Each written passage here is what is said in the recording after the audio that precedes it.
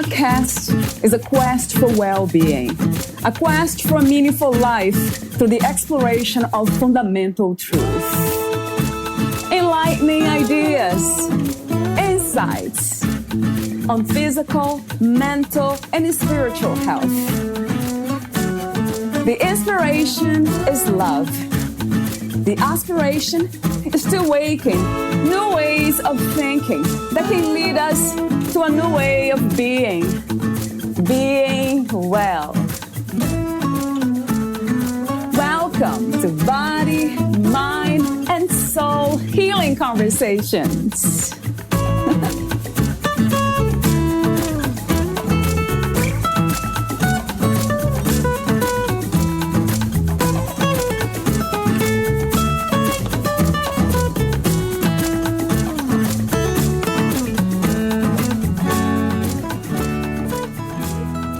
All You Need Is Love, sang the Beatles many decades ago. It's a song still sung today, and for good reason. The tune is catchy, and the message is hopeful. There's nothing you can do that can't be done. Love, after all, is our greatest joy, but it can also be complex and complicated. Loving someone for better or worse, in sickness and in health, means taking the good with the bad, and that's not always easy. Many, if not most of us, will have to take care of the person we love during an illness. It might be for a day, a week, or even longer. Some may find it a daunting challenge. For Bonnie Friedman, it's a call to action. Over the past 2.5 decades, her husband has been hospitalized many times. Often, it's involved life-threatening illness with long periods of hospitalization and recuperation. In times like that, Bonnie does everything in her power to help him get better. Love is the starting point for advocacy. Along the way, Bonnie Friedman has learned a lot about the hospital setting and the very real impact that families can have in making sure their loved ones get the best care. Hospitals are bureaucratic and scary places. Families can and do make a real difference. They start with love and build from there. There's one more line from the Beatles song that applies here. There's no one you can save that can't be saved. In this episode, Valeria Tellis interviews Bonnie Friedman.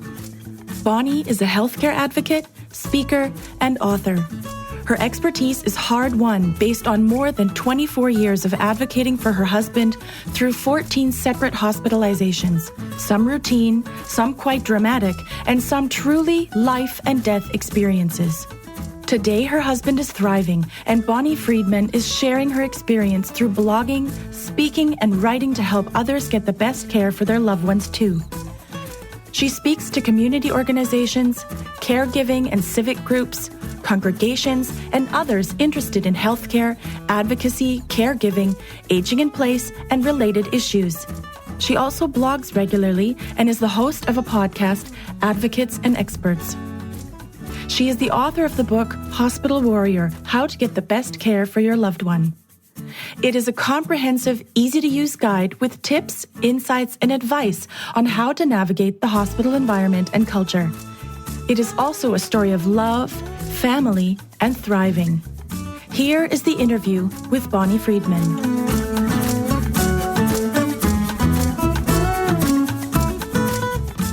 In your own words, who is Bonnie Friedman? Wow, that's a good and big open-ended question. I'm a mother, a wife, a writer. I love my friendships, and I think I'm a seeker. I'm looking for the things that feel true to me and that fill my soul. That's wonderful. Thank you. Before we begin talking about how to get the best hospital care for someone we love when that happens, I have a few general questions for you. What is the world's greatest need?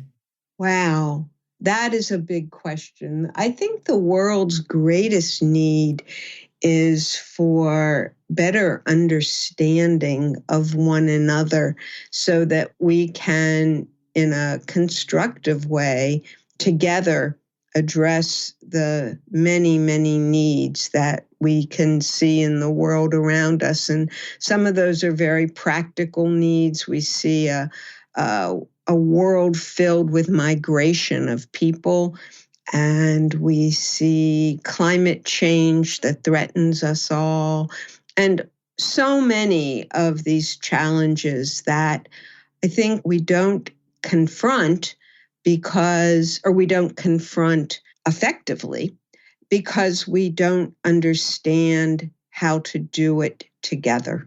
I love that, Bonnie. I love that answer. And I love that word, understanding. That's a powerful word. What is love to you?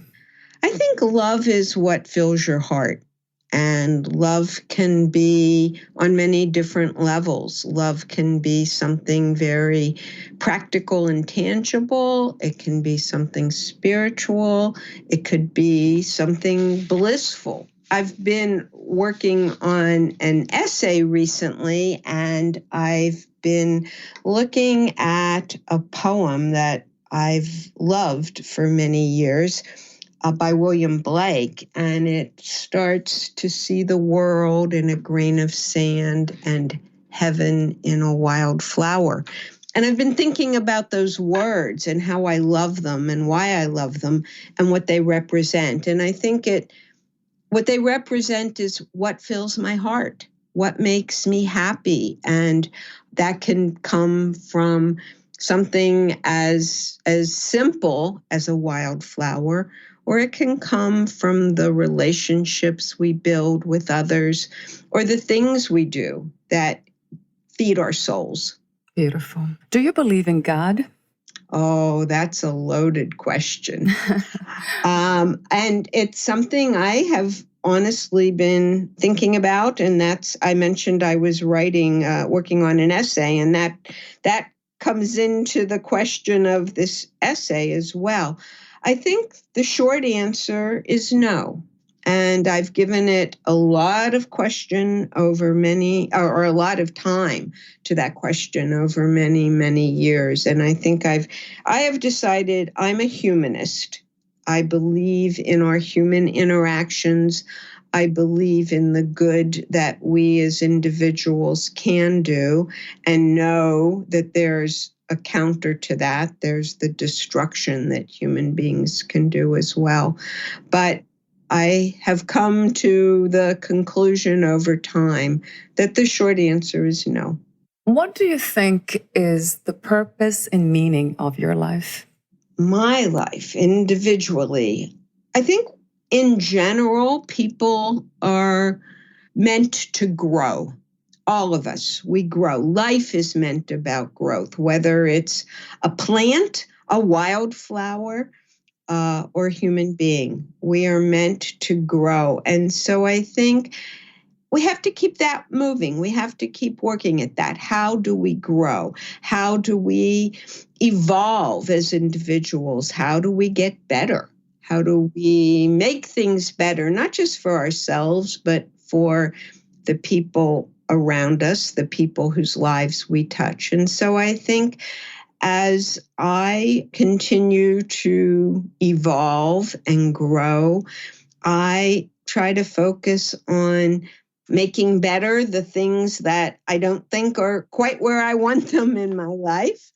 And I also believe equally strongly in the value and importance of giving back.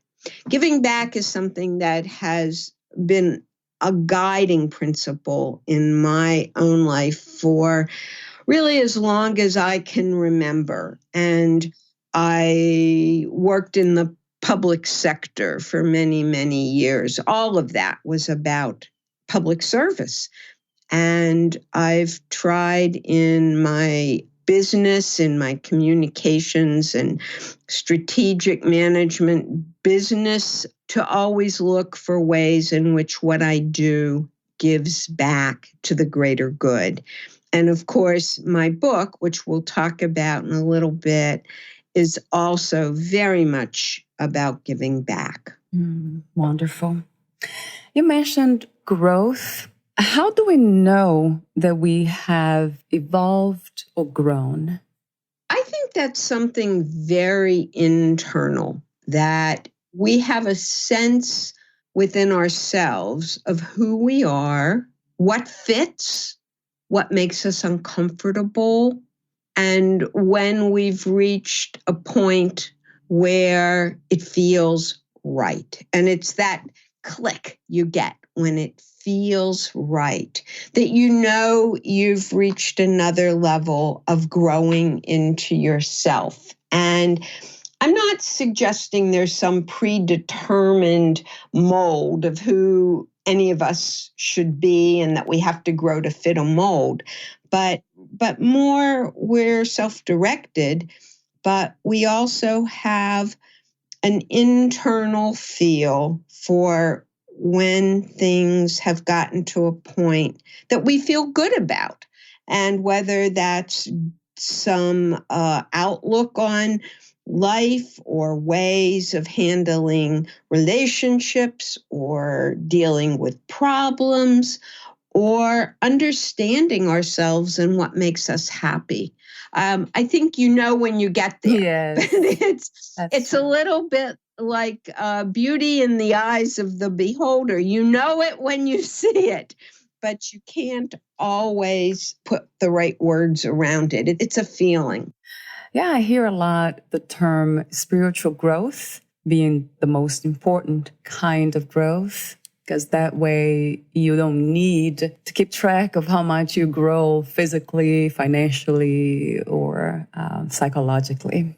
What is spiritual growth to you?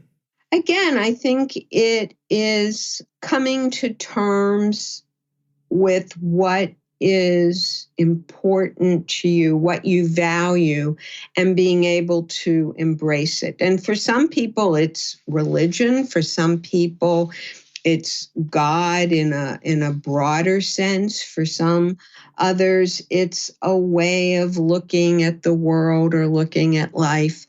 I think, again, it's for every individual what fills your soul and what makes you feel happy, makes you feel connected, whether it's to the universe or to your family or to a sense of purpose and good.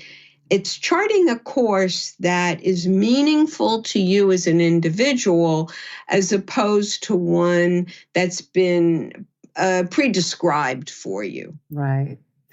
I love the way you don't create rules for growth. It could be anything.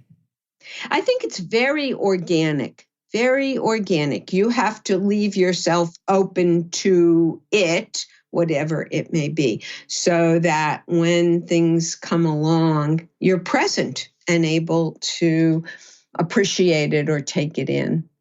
Let's talk about your book. Why did you write the book titled Hospital Warrior: How to Get the Best Care for Your Loved One?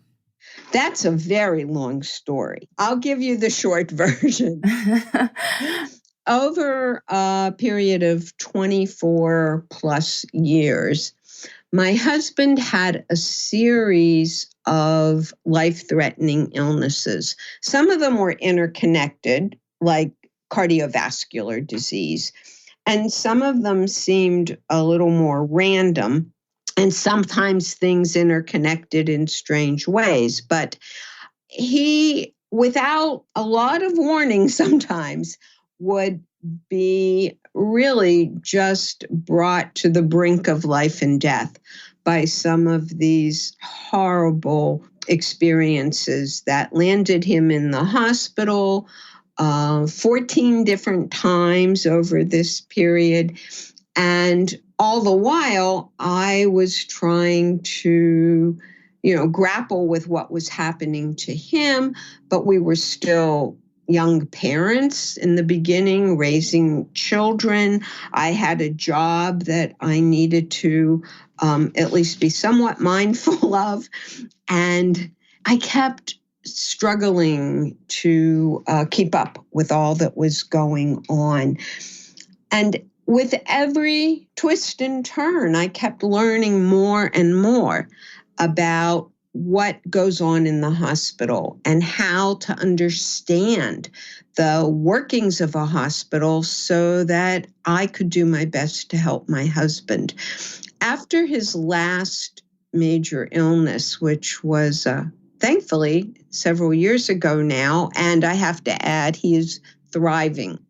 People always want to know he's doing so well now. But after this last experience, I came to realize that I had learned so much. I learned enough literally to write a book. I was just brimming over with a need to share. And as I mentioned a few minutes ago in our conversation, this need to give back that drives me really compelled me to feel like I had learned some powerful lessons.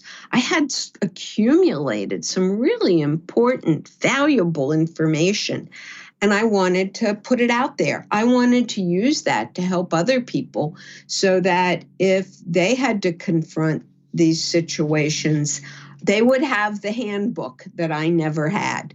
So that's what propelled me forward to write this book. Right.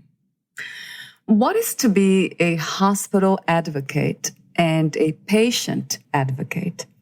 They're very similar, advocating for a patient. And in my case, I really narrowed it down to the hospital experience, although much of what I write about carries over into other realms of patient advocacy, be it, a doctor's office or a rehab facility or a nursing home. But I really wanted to zoom in on the hospital because I felt that's such a unique setting. And being an advocate in that setting requires a special kind of focus, I think. You have to learn to flip a switch. When you walk into the hospital to visit someone you care about and that person is ill, you come in preloaded, if you will, with a lot of worry and concern, and you want to be by that person's bedside and reassure them and hold their hand and maybe put a nice cool compress on their head. All of those things are lovely, and I don't take away from any of them. I've done them all myself. But to be a good advocate for a loved one, you have to flip a switch. And you have to sort of work your mind around the idea that you're not there to visit someone you love. You are there to become part of the healthcare team, because what you bring, your knowledge and understanding of the patient, your appreciation for that patient's not just medical history, but the things they value and place importance upon, all of that has to factor in to the overall care plan for the hospital and what comes beyond. And I think the medical profession is just only beginning to appreciate that, to take families seriously, not just as visitors, but as participants in the care team. So it's a flip of the switch. You have to learn to wrap your head around so that you can really be effective. It makes so much sense to me, because sometimes we can just become very emotional and let that kind of carry through our actions. Mm-hmm. What is the best way that we can take care of ourselves while taking care of others in stressful situations? Yeah, that's such an important point. And I'll preface it by saying there's all kind of research out there that shows that caregivers often fare more poorly in their health and well-being than the people they're trying to take care of, because caregivers tend to try to be selfless, and they try to be so present and so much there for the one they're caring for, that they literally lose themselves in the process. So I start my book, Hospital Warrior. The first chapter is the importance of taking care of yourself. And I liken it to the advice you get when you sit down on an airplane and the steward or stewardess tells you that if you have to use the air masks, you need to fasten yours before you try to help anyone else around you. And I always used to think, especially as a mother, that I would never put my own need before my children in that setting. Of course, I would take care of them first. But what I've come to learn is if you aren't taking care of yourself, you cannot take care of anyone else. So I devote a whole chapter to that subject. But I think some things are very basic, things that all of us could just rattle off without a lot of thought. You've got to sleep. You've got to eat. You've got to make sure you're getting some rest and, things that are very, very practical. But I think you also have to step back from that a little bit and focus on what can you do for yourself, even in short moments. So I used to, when my husband was in the hospital, try to find even short periods, a half hour or 40 minutes, where I could go to the gym and just run in place and work off my energy. But it made me feel so much better. So it's therapeutic in that way. You also have to learn to accept help. I don't know about you, but that was a big one for me. Learning to let other people do things for me. Not because I'm not capable, but because having that help frees me up, whether it's time or emotional energy or psychic energy. It frees me up then to be able to do the other things that need to be done. So people will often ask you, well, what can I do? What do you need? And honestly, I think you have to have a little list of what you really want and be able to vocalize it. I want dinner made for me. I want someone to walk my dog every day. I need someone to take me to the movies or whatever it is. And it's okay to be freed up for a little bit of time. I think that's a real hard lesson to learn. When somebody's sick and you're so focused on taking care of them, you don't need to feel guilty because you take care of yourself too. Yeah, I like that. What is communicating effectively with doctors and nurses? There's so many things that go into that. Again, I'll go back to flipping that switch in your head. You're not there as a visitor. You're part of the team. And when you talk to doctors and nurses, you want to be very professional. You want to hold your emotions in check, and that's really hard when you're worried about someone you love. But to the greatest extent possible, you certainly don't want to show anger. You don't want to carry on. You don't want to cry. You don't want to do all the things that you might feel like doing. Because the doctors and nurses, and I really have come to respect the stress and challenges of their work. They have such a limited amount of time per patient. They don't get to spend all the time they really want. And they're stressed and they have to make the most of the little bit of time they have going from one patient to the next. So you want to make good use of that time. And that means holding your emotion in check, and it means being prepared. So don't stand at the bedside umming and awing and trying to remember what you wanted to ask about.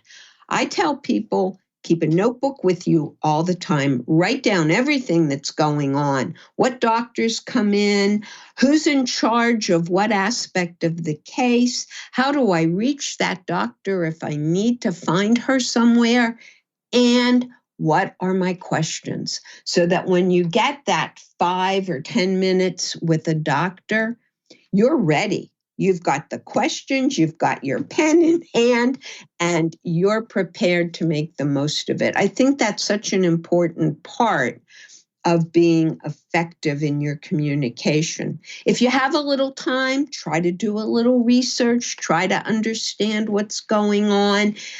Doctors especially seem to really appreciate the fact that the family is trying to keep up and trying to be knowledgeable.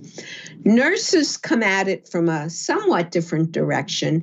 Nurses see themselves as advocates as well. And so when you talk to nurses, advocate to advocate, I think it resonates in a really useful way. Right. Yeah, you mentioned again holding back emotions. I'm just wondering if this is really possible in situations where you're seeing somebody you love suffering or going through something that it's so painful to see and watch. Do you suggest a psychologist? Have a psychologist in the room at all times? Well, yeah, that would be nice. But, one of the things that works for me, and this is just personal, I don't know if it works for everyone else. I try to the extent I can to get my emotions out of the way beforehand.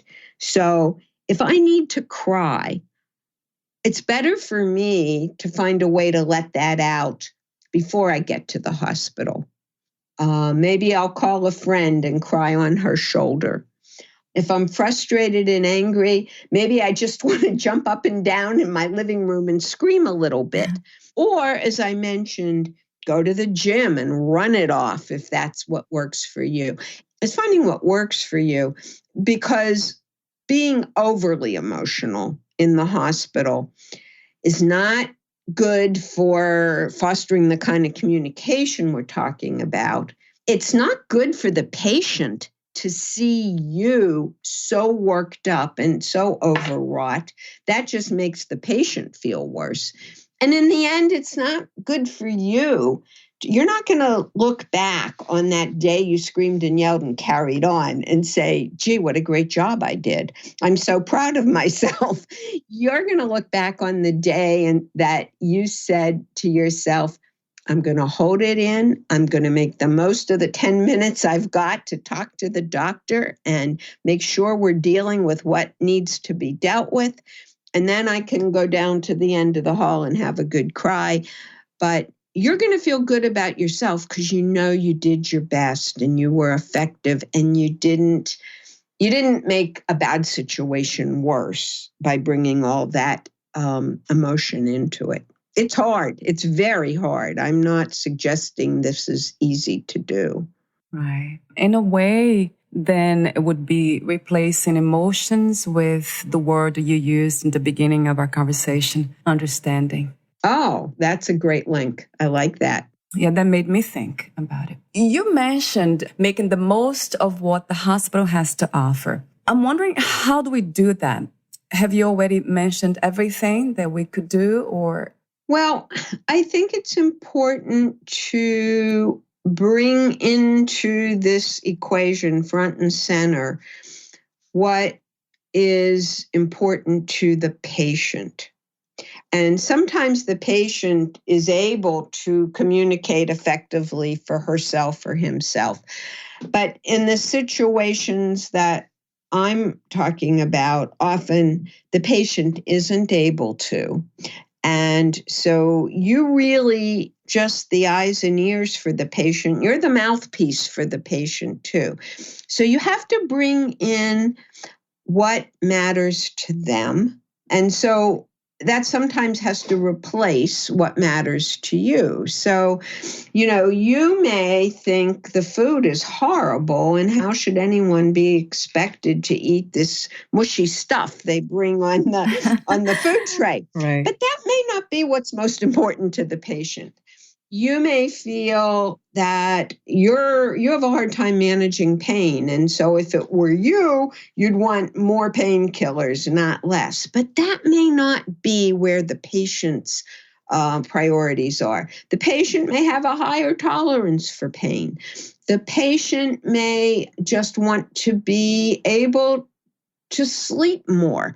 The patient may want to be left alone just to have some quiet. So you, as the loved one, may want to be there. Honey, what can I do for you? Can I get you anything? Would you like some water? And the patient may be thinking, I just want to sleep. You have to try to get inside the patient's head as best you can.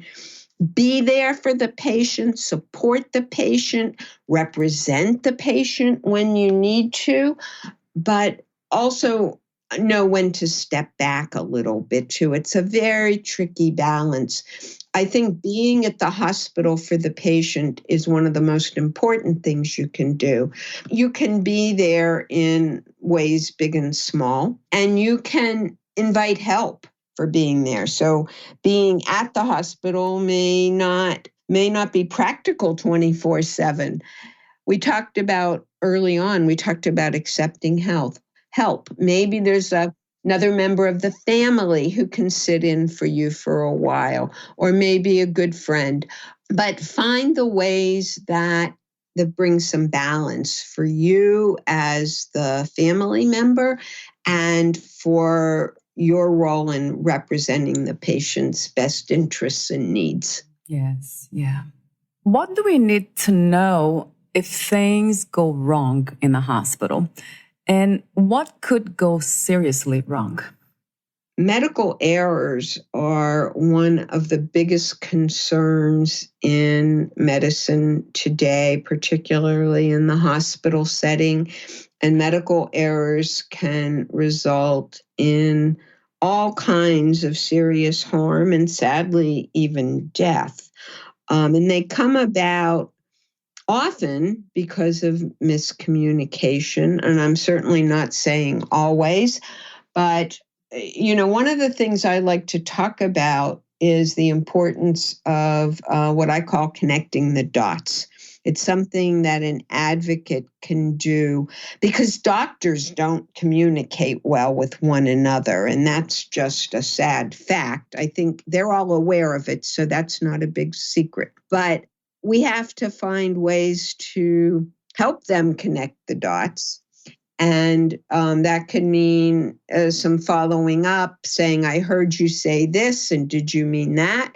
Or it could mean speaking to the next doctor who comes in the room. Did you know that Dr. So-and-so just was here and made certain changes? So those are ways in which we can help facilitate some of the communication.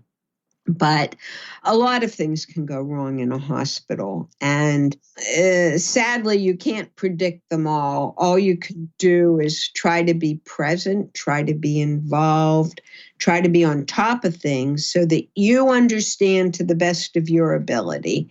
And then you can try to help move things along in the right direction. What is like to prepare for discharge from your own personal experience? Yeah, that is one of the most loaded questions because it gets shortchanged so often in the hospital setting. And I think it gets shortchanged by everybody involved in the process.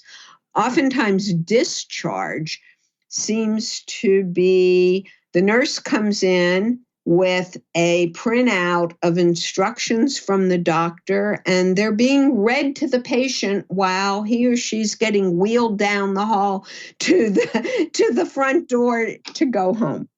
And that doesn't mean there hasn't been a lot of work done behind the scenes, but often the patient and the family doesn't know that and hasn't had an opportunity for much input, let alone any interaction around it. So someone who I interviewed for the book, who's an expert in this field, told me discharge planning should start the first day the patient's admitted to the hospital.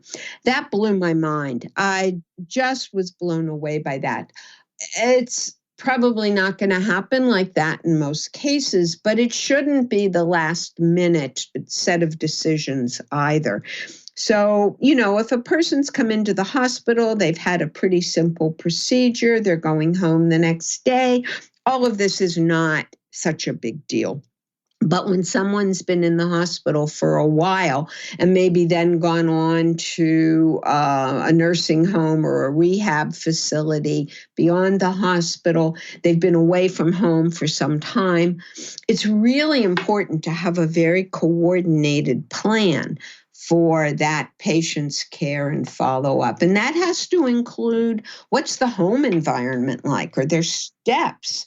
Is there someone around who can be there for the patient? Or are they going to be left all alone while everyone goes back to work? How's the patient going to get to their physical therapy if they need it? Who's going to take them to their follow-up doctor's appointments?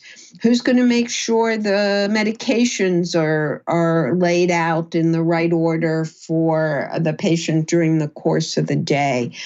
On and on and on. There's so many considerations. Diet, yeah, exact. Restrictions. Make sure the patient's not doing something he's not supposed to do.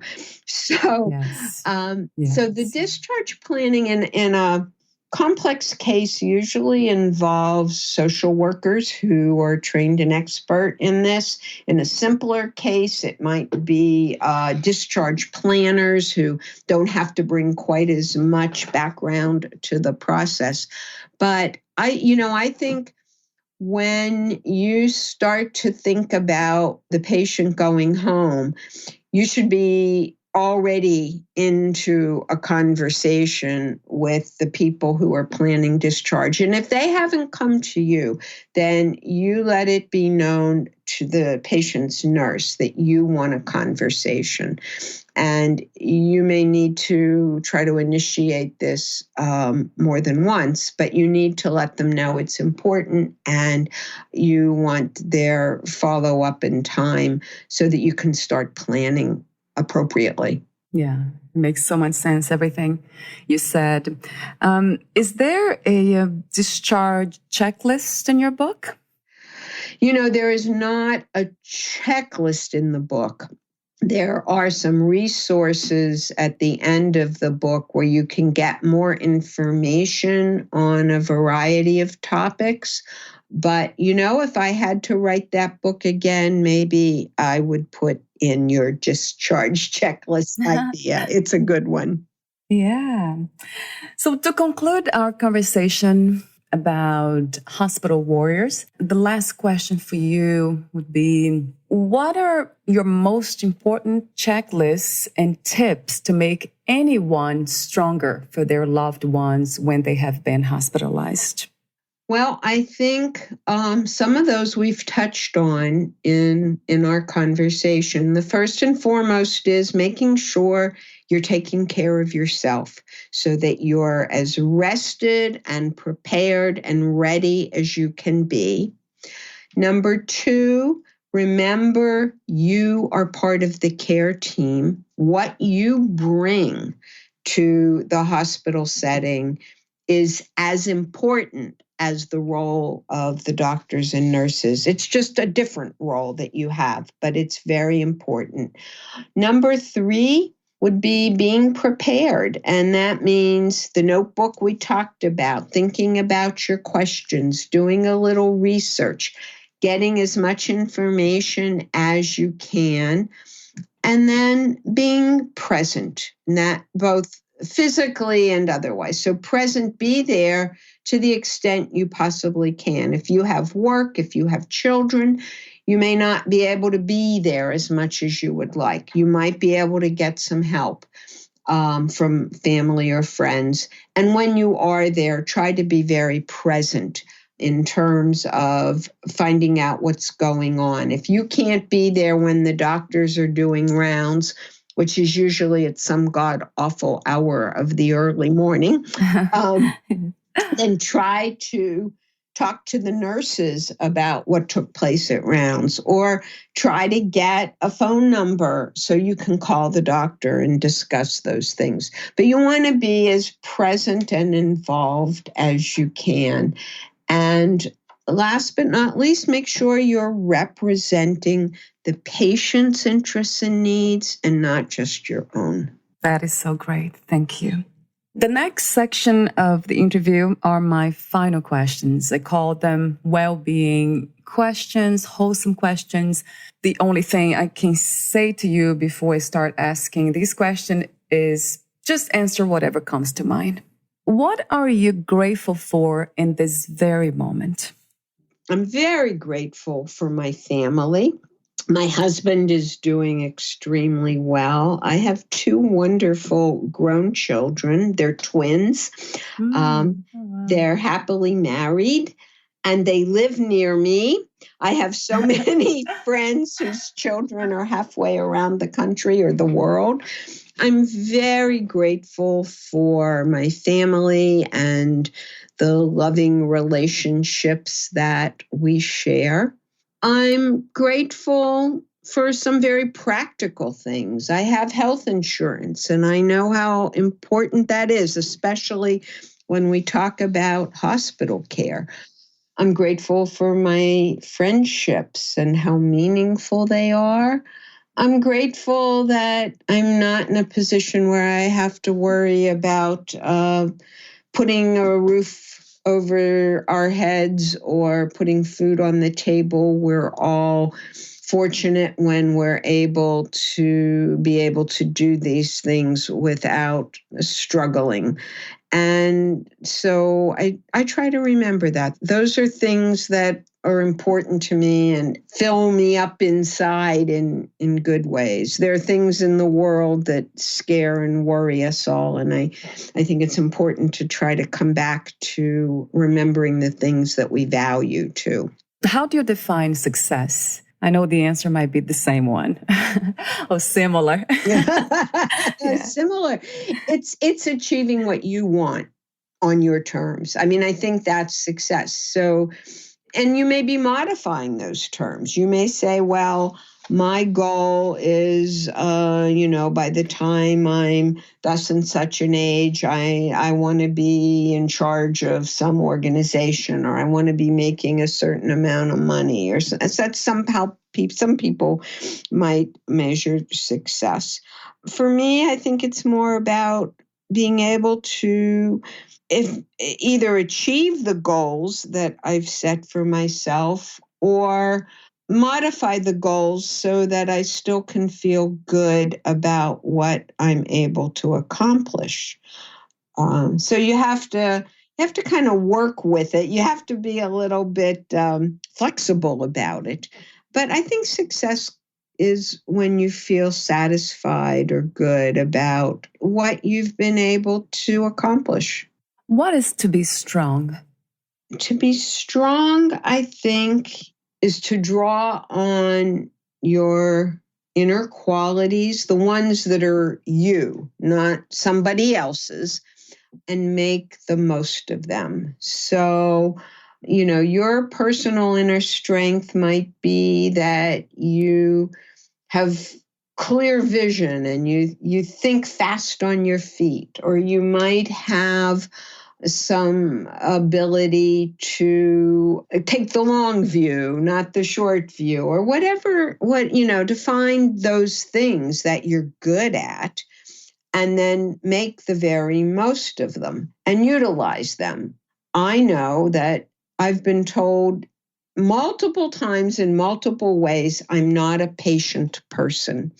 And I can't argue with that. I am not a patient person. By the same token, I also know that being impatient, not rude and not nasty about it, but sometimes being impatient enables you to get things done. So I think we have to find what our strengths are and our qualities and use them to our best advantage. What was the hardest lesson to learn about yourself and life? I think the hardest lesson is learning to accept your own limits. And again, that can be in ways large or small. So, it's easy to say, well, I'm not going to be a prima ballerina because I'm not a very good dancer. Now, I never had my heart set on being one either, so that's okay. But I think when we set out to do the things we want to do or accomplish the things that we feel are important, we have to do it with some realistic viewpoints. And sometimes coming to terms with that and understanding in ourselves that as much as, you want to be an opera singer, it's just not going to happen. You also have to accept there are maybe some goals just aren't realistic. Maybe some hopes and dreams have to be modified. And I'm not saying let go of your dreams. I'm saying you might have to modify them somewhat. So I think just coming to understand yourself and what's possible for you. And I'm not saying just be satisfied with the minimum. You should stretch and you should try to be the best you can in the ways that are important to you. But you have to come to terms as well with the things that just aren't going to be either. And that's okay. I like that a lot, Bonnie. What never fails to make you happy? My children. They're grown, as I mentioned, they're happily married. They don't live far from me. My daughter and I have been doing some traveling together the last couple of years. We've had wonderful experiences. We spent a week at a health and wellness spa this past year. Our son spends time at the house, often helping my husband with household projects. I love being around them. I love being with them. It never fails to make me happy. What is another word for healing?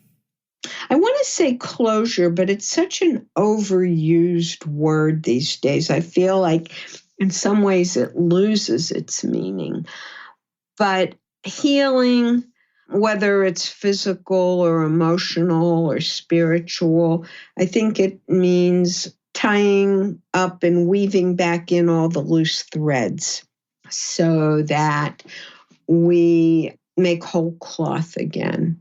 If you knew you would die soon, would you make any change in your life? Nothing big. I think I would want to continue doing the things that are meaningful to me. As I mentioned, my family, being with my husband and children. I would want to make sure I got to see the ocean as much as I could. I find the beach is my happy place. Being at the water's edge touches my heart and soul in ways that feel profound. And so I would want to be near the water as much as I could, but mostly be with my family. That's wonderful. Do you believe in life after death? I believe in reincarnation, and I think that's a little bit different than what you just asked me. So do I believe in souls going to heaven or hell? No, but I do believe in reincarnation, and I think that is such a strong and really just majestic kind of concept. I think about that. I've come to believe in that over time and have had some experiences that for me validate it. So a different way of answering your question. So it is a belief. Does this belief motivates you to behave and act the way you do these days, or you have been living your life? Because I believe in reincarnation? Yes. Is that, yeah. Yeah. I don't think so. I think I'm living my life the best way I can. I'm trying to do my best. And do I have a little eye on the future? Well, maybe every once in a while, but I try to stick with the present. I like that. A more clear question would be, what motivates you to choose to be good and to do good in the world? I don't know. I think it's just who I am. I mentioned that I believe in giving back, and that's such an important concept for me. And although I'm not religious in the sense of the question about believing in God, I am very rooted in the traditions of the religion that I've grown up in and still embrace, and that is Judaism. I feel very Jewish. And for me, that's quite possible without having to also believe in a Jewish concept of God. And there are people who are Jews who are Jewish humanists, and so that's fine, that works. But in Judaism, there is a practice and a belief known as tikkun olam. And generally speaking, that translates to healing the world. And it means we all do our part to try to help make the world the best it can be, to heal the scars and wounds of the world. And we may not do it all ourselves. We may not do it all at once. But if we're all doing a little bit, then we're contributing to that greater good. And that sounds a chord for me. That feels right. And without ascribing it to, something metaphysical, I feel like that fits for me. And so I want to do my part. Yes, I understand. I guess I'm interested in asking this question more often. What motivates you to do good, to be good? Because I have been getting two answers. One based on spirituality or beliefs, and the other one, it's because it makes me feel good, which would be a selfish one. So I'm just wondering if someone one day will just tell me something like you said, it's just who I am. I can't do differently. It's not even a choice. My last two questions for you. What are three things about life you know for sure as of today? Well, I know that, as I touched on earlier, I think we're meant to grow. That's part of living. Any living creature is a growing being. So to grow, I know that life is unpredictable and you can plan all you want, as much as you want. And, and So it true. may or may not happen. And you have to be able to roll with that. You can be disappointed. You can be surprised. You might be shocked, but you have to roll with it. And I think you have to make the most of what you have and appreciate it. And so sometimes when I'm feeling a little down about something, I feel, maybe I'm depressed or disappointed or feeling longing about something, I have to remind myself very clearly of all the good things that I do have. And I have a little self-talk, that kind of starts and ends with get over yourself. But in the middle, it's appreciating everything that's good. So I think we have to stay focused. And when you're in the throes of things, it's hard. If you have someone you love is ill, if you're worried about your children, or you're not sure you can pay the bills some month or put food on them, that's very, very hard. And you can't expect people to get all philosophical and metaphysical when they're dealing with these really tough, just practical issues. But if you're lucky enough to have the luxury to step back from the practical and focus on some of these bigger things, then trying to appreciate what you do have and make the most of it. I think there's a lot that's written about the importance of gratitude and what you make for yourself when you can appreciate what you do have. Wow. Yeah. It has been a meaningful conversation. It made me think, feel. Yeah. Thank you so much for your contribution to well-being. Well, you made me think a lot. I have to admit, some of the things you asked, I really had to dig down and reach deep inside. And I had to bite my tongue a few times because I wanted to turn it around and ask you, what drives you and what's important and what do you value and how do you do the things you do? So maybe that's another conversation for another time. Yes, that's a new episode. Yeah. Thank you so much again, Bonnie. Where can we find more information about you, your work, books, products, services, and future projects? Oh, well, that one I can answer easily. Everything I have to say, for the most part, is consolidated on my website. It's www.hospitalwarrior, all one word, .com. And there's a little background information about me, what I did before I became the hospital warrior, and links to buying the book. I've done a lot of blogging, and I have a podcast that I do sometimes too. And so there's links to all of those things on the website and much more information.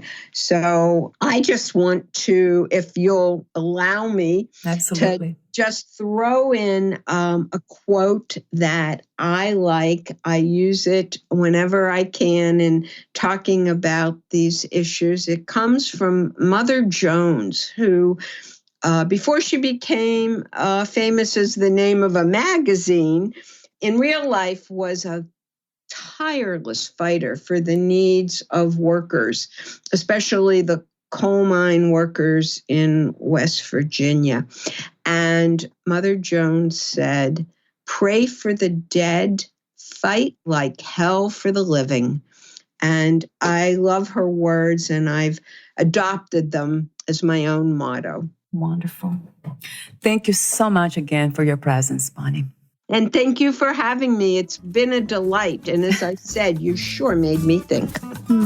Thank you again. We'll talk soon. Bye for now. Bye-bye.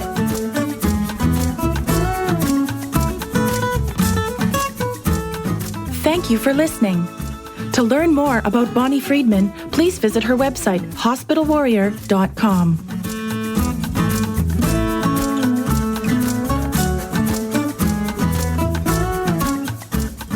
To learn more about this podcast, please visit fitforjoy.org/podcast. I want to thank the Patreon members, Lawrence McGrath, Mark Basden, Terry Clayton, and Aidan Bickrock. Thank you again for listening, and bye for now.